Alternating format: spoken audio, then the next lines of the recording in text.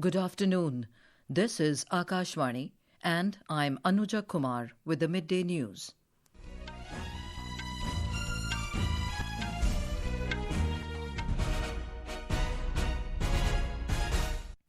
The headlines.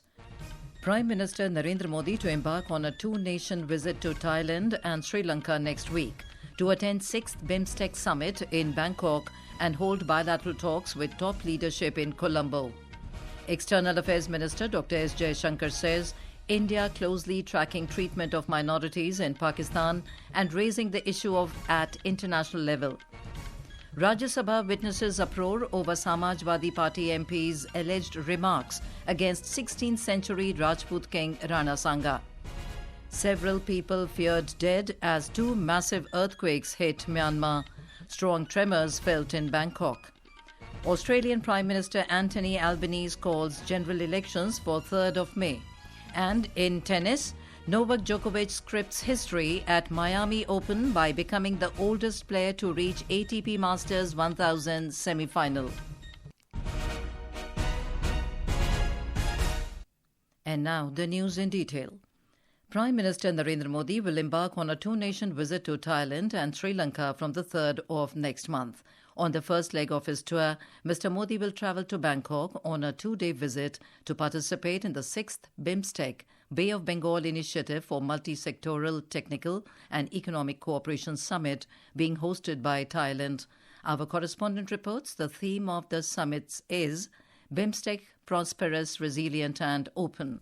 Mr. Modi's visit follows the invitation of the Prime Minister of Thailand, Paetongtarn Shinawatra. This will be his third visit to Thailand. During the meeting, the BIMSTEC leaders are expected to discuss various institution and capacity building measures to augment collaboration within the BIMSTEC framework. Following this visit, Mr. Modi will travel to Sri Lanka on a 3-day state visit from the 4th of next month at the invitation of the President of Sri Lanka, Anura Kumar Dissanayaka. During the visit, the Prime Minister will hold discussions with President Dissanayaka to review progress on the areas of cooperation agreed upon previously during the Sri Lankan President's state visit to India. With Priya Mondal, Adarsh for Akashvani News, Delhi. External Affairs Minister Dr. S. Jaishankar today said that India closely follows and tracks the treatment of minorities in Pakistan and takes up the matter at the international level. Responding to a question in Lok Sabha, Dr. Jaishankar said Indian representative at the UN Human Rights Council had recently pointed out that Pakistan is a country where human rights abuses, persecution of minorities and systematic erosion of democratic values are state policies. We track very closely the treatment of minorities in Pakistan. Just in the month of February, there were 10 cases of atrocities against the Hindu community, 7 of them related to abduction and forcible conversion. There were 3 incidents relating to the Sikh community in Pakistan. In one case, a Sikh family was attacked. In another case, Sikh family was threatened because of the reopening of an old Gurdwara. There were 2 cases pertaining to the Ahmadiyya community. In one case, a mosque was sealed, and in another case, 40 graves were desecrated. And there was one case pertaining to the Christian community. Replying to another question, the External Affairs Minister said New Delhi also tracks the well-being of the minorities in Bangladesh. The Indian Ports Bill 2025 was today introduced in the Lok Sabha. The legislation seeks to consolidate the law relating to ports, promote integrated port development, facilitate ease of doing business, and ensure the optimum utilization of India's coastline. Introducing the bill, Union Ports, Shipping and Waterways Minister Sarbanand Sonowal said it provides for adjudicatory mechanisms for the redressal of port-related disputes.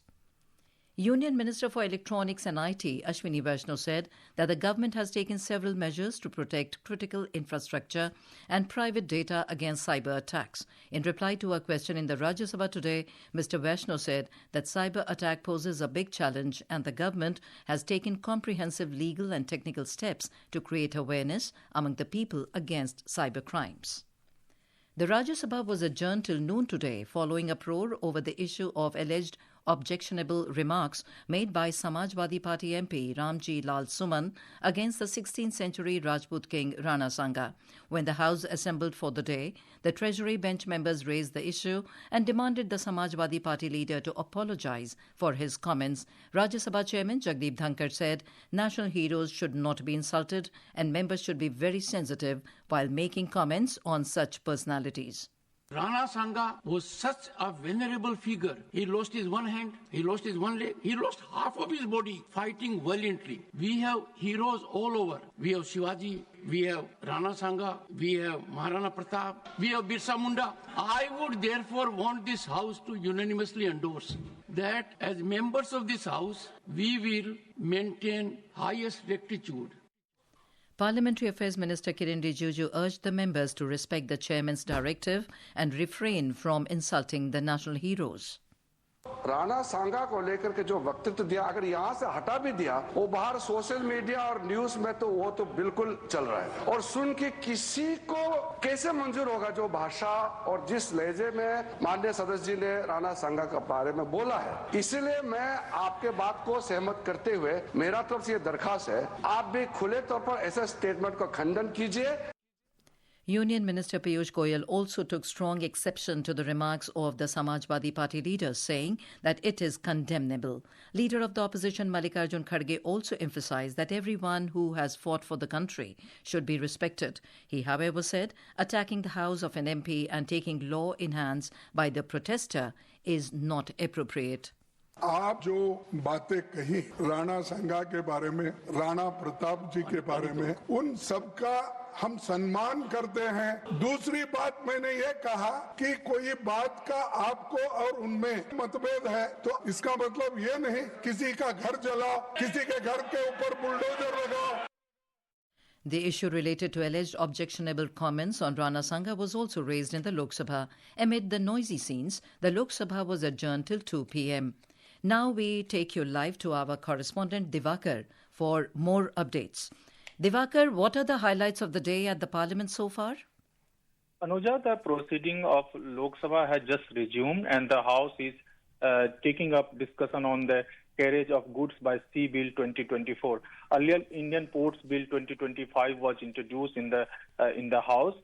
Private members' business is also listed in today's list of business in the Lok Sabha. Anuja, in the Rajya Sabha, the House is holding discussion on protections of interest in aircraft objects Bill 2025. As today is Friday, the upper house is also scheduled to take up private members' business. Earlier, the issue related to alleged objectionable comments made by Samajwadi Party MP Ramji Lal Suman on Rana Sanga was raised in both the houses of Parliament. The Rajya Sabha was adjourned till 12 noon over the issue, while the noisy scene was created by the members over the comment in the Lok Sabha. In the morning, the Lok Sabha took up oral and written questions related to chemicals and fertilizers, defense, external affairs, health, law and justice, and port and shipping ministries. Answering a question on fertilizers, chemicals and fertilizers, Minister J.P. Nadda asserted that government has stabilized the price of fertilizers in the country. He said DAP and urea are being provided at subsidized rate to the farmers.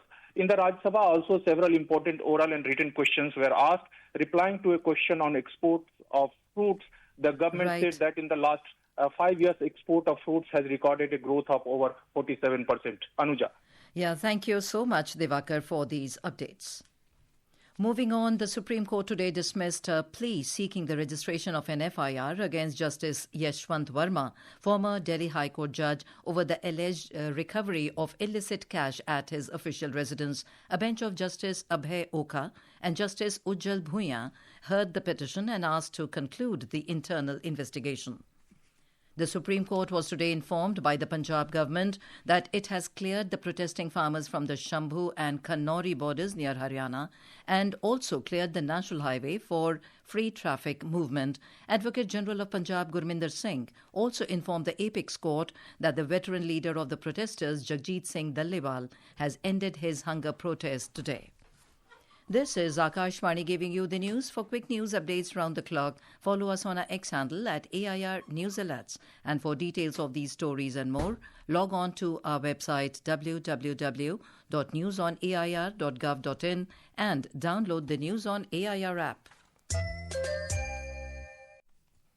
Several people are feared dead after two back-to-back massive earthquakes of magnitudes 7.7 and 6.4 on Richter scale jolted Myanmar today.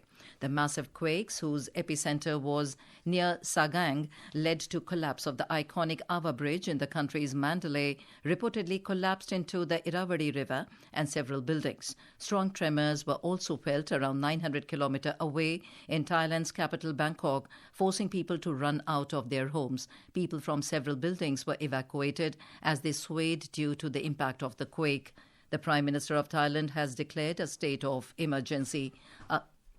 Thailand's Department of Disaster Prevention said the quake was felt in almost all the regions of the country. Mild tremors were felt in West Bengal and Manipur.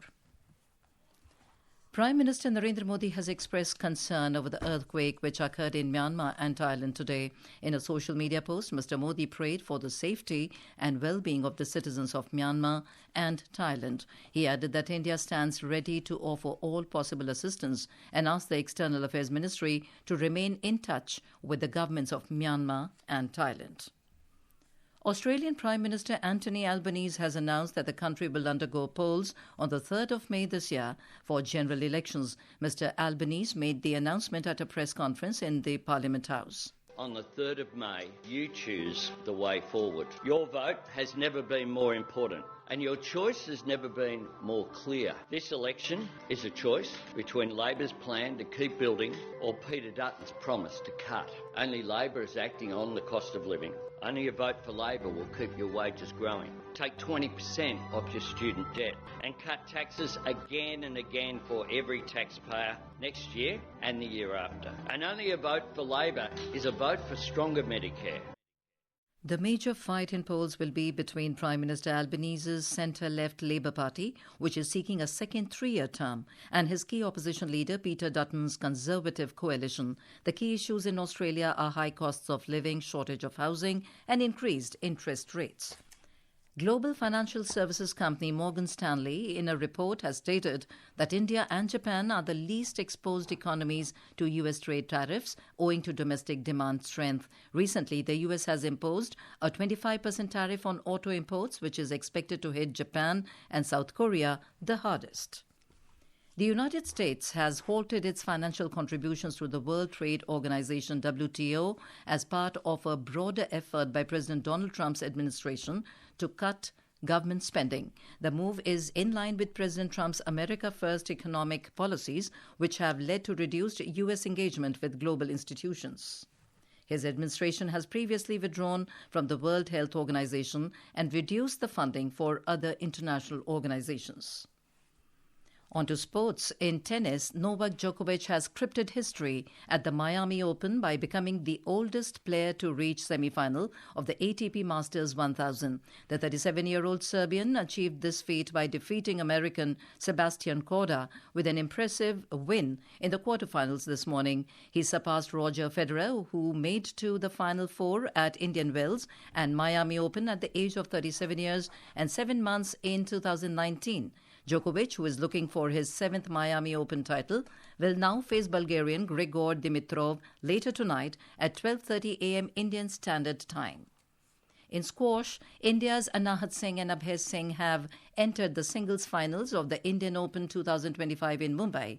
Anahat will take on Helen Tang of Hong Kong in the title clash of women's singles this evening. The match is scheduled to begin at 8:15 p.m. On the other hand, Abhay Singh will lock horns with another Egyptian, Karim El Torki, in the summit clash of men's singles today. The match will begin at 7:15 p.m. In IPL T20 cricket, Royal Challengers Bangalore will face hosts Chennai Super Kings this evening. The match will start from 7:30 p.m. Yesterday, Lucknow Super Giants defeated hosts Sunrisers Hyderabad by 5 wickets. And now, before we end the bulletin, the headlines once again. Prime Minister Narendra Modi to embark on a two-nation visit to Thailand and Sri Lanka next week to attend 6th BIMSTEC Summit in Bangkok and hold bilateral talks with top leadership in Colombo. External Affairs Minister Dr. S. Jaishankar says India closely tracking treatment of minorities in Pakistan and raising the issue at the international level. Rajya Sabha witnesses uproar over Samajwadi Party MP's alleged remarks against 16th century Rajput King Rana Sanga. Several feared dead as 2 massive earthquakes hit Myanmar. Strong tremors felt in Bangkok.